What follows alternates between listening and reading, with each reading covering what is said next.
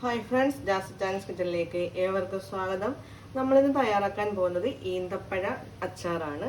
അതിനായിട്ട് ഞാനിവിടെ കുറച്ച് ഈന്തപ്പഴം എടുത്തു വെച്ചിട്ടുണ്ട്. കുരു കളഞ്ഞ് ചെറിയ പീസുകളാക്കി നമ്മൾ എടുത്തു വെച്ചിട്ടുണ്ട്. അതുപോലെ തന്നെ നമുക്ക് ആവശ്യമായിട്ടുള്ള മറ്റ് ഇൻഗ്രീഡിയൻസുകളൊക്കെ എടുത്തു വെച്ചിട്ടുണ്ട്. പച്ചമുളക്, ശർക്കര, പുളി, നല്ല ചൂടുവെള്ളത്തിൽ പുളി എടുത്തിട്ടുണ്ട്. പുളിയിലെ കുരുവും നാരും ഒക്കെ മാറ്റിയതിന് ശേഷം നമ്മൾ എടുത്തു വെച്ചേക്കുന്നതാണ്. പിന്നെ ഇഞ്ചി, ശർക്കര, വെളുത്തുള്ളി. നമുക്ക് അതിനായിട്ട് ഞാനൊരു പാൻ വെച്ചിട്ടുണ്ട്. പാൻ വെച്ച് ചൂടാകുമ്പോൾ നമ്മൾ ഇതിൽ വെളിച്ചെണ്ണയിലാണ് ചെയ്യുന്നത്. വെളിച്ചെണ്ണയിൽ ചെയ്യുന്നതായിരിക്കും ഇതിൻ്റെ ടേസ്റ്റ്. അപ്പം നമ്മുടെ ചട്ടി ചൂടായിട്ടുണ്ട്. അതിലേക്ക് ഞാൻ വെളിച്ചെണ്ണ ഒഴിച്ചു കൊടുക്കുകയാണ്. ഏകദേശം നമുക്കൊരു അരക്കപ്പോളം എങ്കിലും വെളിച്ചെണ്ണ വേണം. ഇതിന് കൂടുതൽ ആവശ്യമുണ്ടെങ്കിൽ കൂടുതൽ ഒഴിക്കാം. നമുക്ക് ഒരു മീഡിയം ലെവലിൽ ഇരിക്കട്ടെ എല്ലാം. അപ്പം നമ്മുടെ എണ്ണ ചൂടാകുമ്പോൾ നമ്മൾ അതിലേക്ക് കടുകും ഉലുവയാണ് ഇടുന്നത്.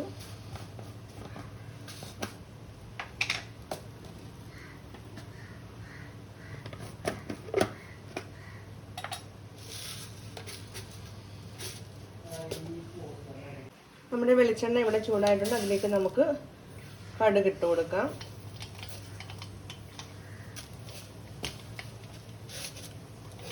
കടുക് പൊട്ടുന്നതിനോടൊപ്പം തന്നെ നമുക്ക് ഉലുവയും കൂടെ ചേർത്ത് കൊടുക്കാം. രണ്ടും കൂടെ നന്നായിട്ട് പൊട്ടി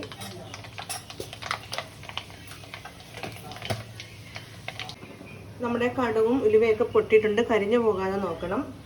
അതൊരു മെയിൻ കാര്യമാണ്. ഉലുവ കരിഞ്ഞു പോകരുത്. ഇനി അതിലേക്ക് നമുക്ക് നേരത്തെ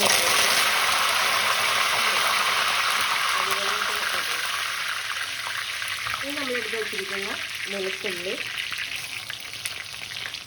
ഇഞ്ചി,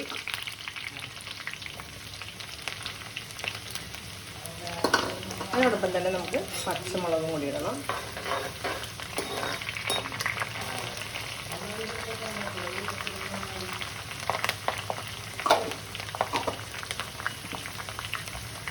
അപ്പോൾ നമ്മുടെ ഉള്ളിയും ഇഞ്ചിയൊക്കെ ഒന്ന് നന്നായിട്ട് വാടട്ടെ.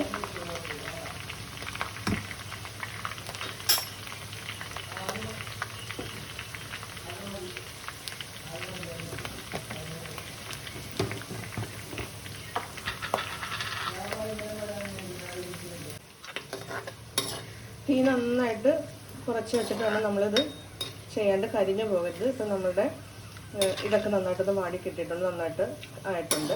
ഇനി അതിലേക്ക് നമുക്ക് വേണ്ടത് മഞ്ഞൾപ്പൊടിയും മുളക് പൊടിയുമാണ്. ഒരു 1/4 ടീസ്പൂൺ മഞ്ഞൾപ്പൊടി എടുത്തിട്ടുണ്ട്. 2 ടീസ്പൂൺ മുളക് പൊടിയുണ്ട്, എരിവ് മുളക് പൊടിയാണ്. അപ്പോൾ നന്നായിട്ട് തീ അല്ലെങ്കിൽ ഫ്ലെയിം ഓഫ് ചെയ്തിട്ടാണെങ്കിൽ പോലും നമുക്കിതിൽ ചേർത്താൽ മതി, അല്ലെങ്കിൽ കരിഞ്ഞു പോകരുത്.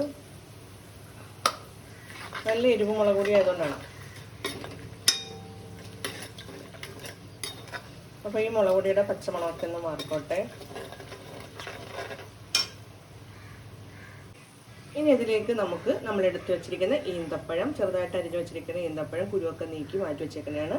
അത് നമുക്കിതിലേക്ക് ചേർത്ത് കൊടുക്കാം. നമുക്കിതൊരു 10 മിനിറ്റ് നന്നായിട്ട് ഒന്ന് കുക്ക് ചെയ്തെടുക്കണം.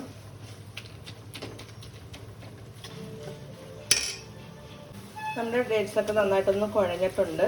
ഇനി അതിലേക്ക് നമുക്ക് എടുത്തു വെച്ചിരിക്കുന്ന പുളി വെള്ളം ഒഴിച്ചു കൊടുക്കാം. പുളിയും വെള്ളവും എല്ലാം കൂടെയാണ്. അതിനകത്തുള്ള നാരും ഇതൊക്കെ കളഞ്ഞിട്ടാണ് ഇത് എടുത്തേക്കുന്നത്. അതിങ്ങനെ നമുക്ക് ഒഴിച്ചു കൊടുക്കാം.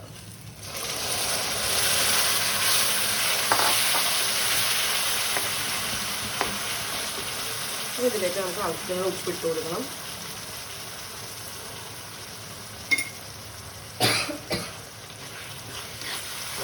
നന്നായിട്ടൊന്ന് മിക്സ് ചെയ്തിട്ട്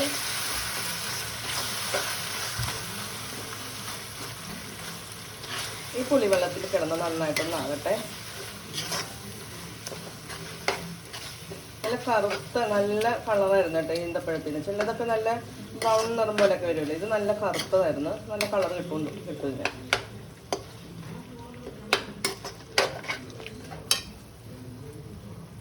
ഇനി ഇതിലേക്ക് നമ്മൾ എടുത്തു വെച്ചിരിക്കുന്ന ശർക്കര പൊടിച്ചു വെച്ചിട്ടുണ്ട്.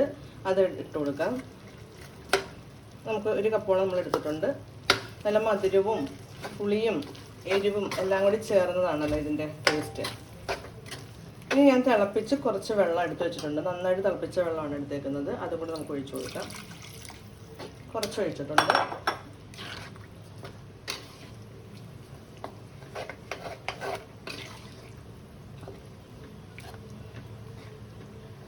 കുരു ഇല്ലാത്ത ഈന്തപ്പഴം നമുക്ക് കിട്ടാറുണ്ട്. നമുക്ക് ഇവിടെ കിട്ടിയത് കുരുവുള്ളതാണ്. അതുകൊണ്ട് ആദ്യം കുരുവൊക്കെ എടുത്ത് നീക്കി ചെറിയ പീസുകളാക്കി ആക്കി വെച്ചത്.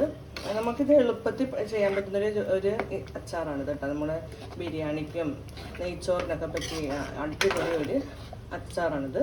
അപ്പോൾ സാധനങ്ങളൊക്കെ അടുത്ത് വെച്ച് കഴിഞ്ഞാൽ പെട്ടെന്ന് കാര്യങ്ങൾ ചെയ്യാൻ പറ്റും. ഒരുപാട് സമയമൊന്നും വേണ്ടി വരില്ല, പെട്ടെന്നാവും.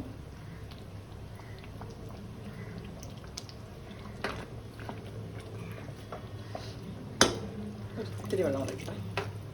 ഇനി നമ്മൾ വെള്ളം ഒഴിക്കില്ല, നന്നായിട്ട്. ഇത് നല്ല തിളച്ച വെള്ളമാണ് ഒഴിച്ചേക്കണത്, തിളപ്പിച്ച് വെച്ചതാണ് ഞാൻ. പുളിയും നല്ല തിളച്ച വെള്ളത്തിലിട്ട് നല്ല ഇതാക്കി എടുത്തതാണ്. അപ്പം ചീത്തയാവാതിരിക്കുന്നതിന് ഒക്കെ ഏറ്റവും നല്ല കാര്യമാണ്. നല്ല പച്ചവെള്ളം വെറുതെ കോരി ഒഴിച്ച് കഴിഞ്ഞാൽ ഇതിനത് ടേസ്റ്റ് ഒന്നും കിട്ടില്ല. ഇപ്പം നമുക്ക് അതിൻ്റെ ഉപ്പൊക്കെ ഒന്ന് നോക്കാം. അതിലേക്ക് നമുക്ക് കുറച്ച് ഉപ്പ് കൂടി ഇട്ടുണ്ട്.